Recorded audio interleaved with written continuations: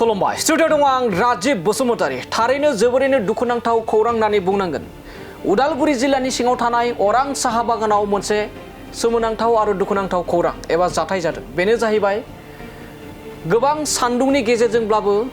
साहा बागानाव साहा खाखांनानै सानजौफुनि ओंखाम जानो फैनाया गावनि जिउखौसो फोजोबना लानो गोनां जादों थारैनो नंगौ बे जाथायानो जाहैदों अरां साहा बागानाव सार अन्थाइ गावनानै जायगायावनो सासे जिउ खहा आरो सानै आइजोनि गाज्रि जोखोम जिउ गोमायो 22 बोसोर बैसोनि सुनिता तिर्की जोखोम जायो रुपाली घट'आ आरो अरुणा घट'आ मुंनि सानै आइजोआ गाज्रि जोखोम जायो आरो दा बे समाव जिउजों जुजिगासिनो दं होननानै सुलुंनिफ्राय मिथिना मोननाय जादों थारैनो बे समाव बोथोरा अखा गैयाब्लाबो अखा बांखा गैयाब्लाबो अरां साहा बागानाव साहा खाखांनायनि एबा खाखांनानै सानजौफुनि ओंखाम जानो फैबाय थानाय समावनो ओंखाम जास्लाबियावनो हरखाबै सार अन्थाइ फैनानै गिलु बालुयै सासे आइजोनि जिउ खहा जायो आरो सानै आइजोआ गाज्रि जोखोम जिउ गोमायो 22 बोसोर बैसोनि सुनिता तिर्की जोखोम जायो रुपाली घट'आ आरो अरुणा घट'आ मुंनि सानै आइजोआ गाज्रि जोखोम जायो होननानै बे समाव मोनथिना मोननाय जायो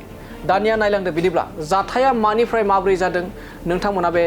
उदालगुरि जिल्लानि सिङाव थानाय अरां साहा बागानाव साहा खाखांनानै बे जाथाया माबोरै जादों बेखौ ओनसोलनि आरो नखरनि बे दुखुथियानि गेजेरजों बाथ्रा बुंनाय नोंथांमोना आबुङै नायलांदो বাগানত পাত ওজন কৰিব ওলাইছিলোঁ আমি তাৰপিছত এই পাত ওজন কৰি পেলাই ভাত খাবলৈ যাম বুলি গছৰ তলত গৈছিলোঁ তাৰপিছত বিজলী একবাৰ মাৰিল এইটো একো নহ'ল ছেকেণ্ডবাৰ আৰু এবাৰ মাৰিল তেতিয়া ইহঁতে তিনিটা পৰি গ'ল কোন কোন আছিল অৰুণা ঘাটোৱাৰ ৰূপালী তুৰী সুনিতা তিৰ্কি ডেথ হৈ গ'ল আৰু দুজন একেবাৰে চিৰিয়াছ আছে ইহঁতক তেজপুৰ ৰেফাৰ কৰিছে ওৰাং বাগানত পাত ছিঙিব গৈছিলোঁ 13 নম্বৰ বাগানত 13 নম্বৰ লাইনৰ বাগানত একেলগতে কাম কৰি আছিলোঁ 4-500 মহিলা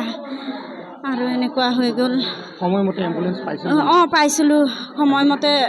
বাগানৰ বাবু দৌৰি গৈ চবে ধৰিছোঁ এম্বুলেন্স আহিছে উঠাই ওৰাং হস্পিটেলত লৈ আনিছোঁ দুজনক লগে লগে চেলান বেজি দিছে আৰু এজন ডেথ হৈ গ'ল এজনৰ ঘৰ আমতল ভেৰগাঁও ডেথ হোৱাৰ ঘৰ আমতল ভেৰগাঁও সুনিতা তিৰ্কি আৰু আমতল বালিগাঁৱৰ আছিলে ৰূপালী তুৰী আৰু অৰুণা ঘাটোৱাৰ একেলগত আমি কাম কৰি আছিলোঁ আৰু আমি মানে পাতটো ওজন কৰি আছিলোঁ সিহঁতৰ আগফালে আহি মানে ভাতটো খাব মানে তেতিয়াই বিজুলীটো মাৰিলে তেতিয়া মাৰি আৰু ক'লে